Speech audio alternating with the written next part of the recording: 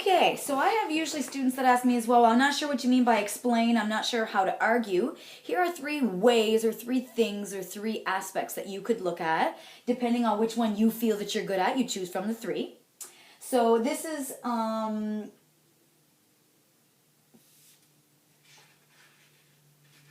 on here. Yes, okay, sorry, I just had to double check my posters. This is a specific example and proof. How do I give an example? That is the question. So you can tell a personal experience. Personal in quotation marks, meaning it can be true, somewhat true. It can be something that happened to you, a friend, or maybe it's a story that you heard, and you retell that and you put a spin on it the way that you need to be convincing.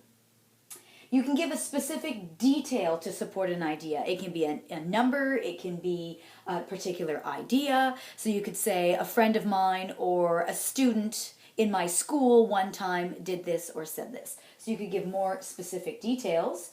Or you can offer statistics, once again quotation marks, meaning these are approximate numbers. You could say something like, it is general knowledge for teenagers that Google is, or Facebook is a popular social media. You could say, it seems that, or it feels that half of the adults that I know, etc., half or the majority or approximately 80% of children tend to ... So this is an introduction to offer statistics. Whether or not you'll have access to Google or whether or not you'll have access to some kind of research to include that in your paragraph, you would have to consult with your teacher to see what the protocol and the rules are at your school. Okay, so that was to support and to give specific examples. 3 mistakes or errors that we see. So we have them boxed here. Sweeping generalizations. So whenever you see someone's arm going, all adults, all teenagers arrive late, all adults don't care about teenagers, all parents are too strict with curfews, all teenagers despise school. Anytime you feel that arm going and it's like a sweeping generalization, anytime you put everybody in a box, that's going to get you into trouble. It's not convincing because it's closed-minded. So this is a common mistake. Oversimplification, a simple solution would be to simply stop selling cigarettes. All that needs to be done, had someone killed Adolf Hitler, World War II wouldn't have happened. By oversimplifying, it is insulting to the audience because essentially what's being said is everyone has lacked intelligence and foresight to think of doing this. So you have to ask yourself the question, a simple solution to kill Adolf Hitler, if it was that simple, why didn't someone do it? So this is just to, out of respect of the complexity of the issues that we'll be discussing, we're not going to be giving you topics that are simple. The purpose is to give you a topic that's complex, that has both sides available. So this is something you want to avoid doing. And of course the slanted language, so words like dumb, stupid, trip out, these kind of things, if you can avoid them, it'll definitely strengthen your argument. Another question that we sometimes get has to do with synonyms and how to enumerate arguments or examples. So usually there's a huge chunk for sequencing in your summative paragraph. I believe it's somewhere between 20 and 30 marks out of 100, so you could verify with your teacher for this. But there is a relatively big chunk. It is there. It needs to be sequenced and in order. So here are some examples of things to begin a new paragraph or even to begin your argument, which is the same idea. Firstly and secondly are overused. So if you could say something like in the first place, in the second place, as a first remark, as a second remark, as a first point, as a second point, as a first argument, as a second argument. I know that you've done this in French class, en premier lieu, en deuxième lieu, en troisième lieu. So this shouldn't be new to you. There should be a chart or some kind of document available to you that you should be able to consult, and normally it's not a problem.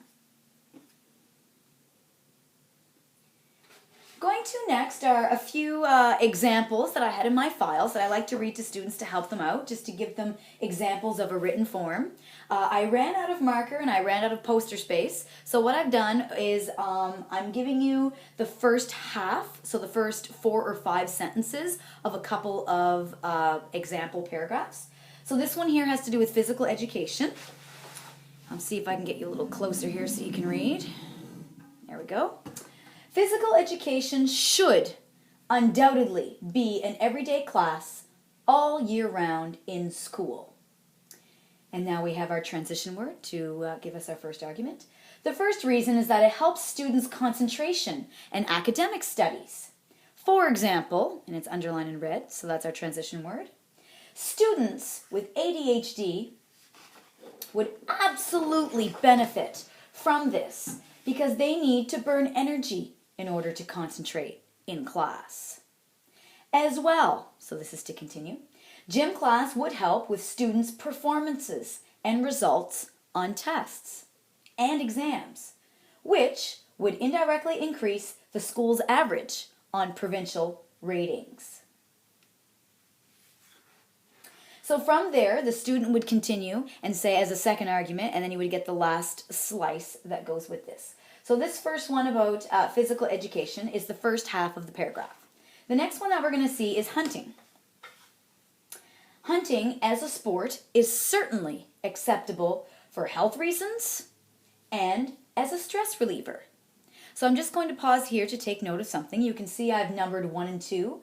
In an opening sentence, you can choose to enumerate your 2 arguments or not at all. So it has to be an all or nothing approach. So technically, you could stop the sentence, hunting as a sport is certainly acceptable, and then you could eliminate the rest of the sentence. But if you're going to enumerate the arguments, both have to be there if you're going to bother at all. As a first point, so that's your transition word, numbering your argument. As a first point, hunting is excellent exercise. It demands intense cardio walking in the woods in unstable terrain. My marker ran out at that point, so I put a little 2 here. So the last 2 sentences I'm going to read directly from the copy. Walking in the woods, unstable terrain. Let's see. Okay. It also helps develop people's endurance. Hunters need to climb rocks, sometimes even trees, or steep hills, and sometimes for several kilometers. Okay, so that's 2 more sentences for that. So that's the first half. So the student in the actual copy in the summative wrote the whole thing, and there are 2 chunks. But just in case you'll be using this later on as one of your practices, we'll stop there. And what we're doing at this point anyway is practicing the pattern. So if we take a closer look, you have your opening sentence, which is sentence number 1. Sentence number 2, you've enumerated and presented. And then 3, 4, 5 is the explaining, 3, 4, 5. So that brings you to the end of the first chunk or the first half of the paragraph. Before we go and recap the whole thing, there's one other half of the paragraph that I would like to read to you, and it's concerning school uniforms. School uniforms should absolutely be the next investment in public schools. First of all, it seems that school uniforms brings a certain respect and peace to a school atmosphere. In other words, adolescents would not be able to laugh or play tricks or show any kind of discrimination toward other students. Teenagers would still be capable of expressing their own identity with accessories or hairstyles or anything else. Naturally, it would give them a challenge to be creative and unique. So that would be the first half of school uniforms, agreeing with school uniforms. So, to finish off, to recap everything in a nutshell, starting from the top, the purpose of this exercise, it is a life skill to convince people of things in a logical way, avoiding emotion and strong, aggressive vocabulary or language. You choose one side of the issue because it's short. You choose 2 arguments or 2 ideas. It's a synonym. It's the same thing. And you have to write a minimum of 10 sentences. There are 3 ways to support and give specifics. We want to avoid the 3 main errors, and always following the pattern where you use transition words to make sure that you're giving your signal lights and you're directing your reader where you're going. So you would have your opening sentence where you choose one side and it is clear. You would have a transition word to show your first argument. You would present, explain, and prove. Another transition word, argument 2, present, explain, and prove. And then to finish, to end, you have your closing sentence, almost identical to the opening sentence where you finish off with a general idea. So this concludes the pedagogical capsule for argumentative or persuasive writing. Thank you. Have a good day.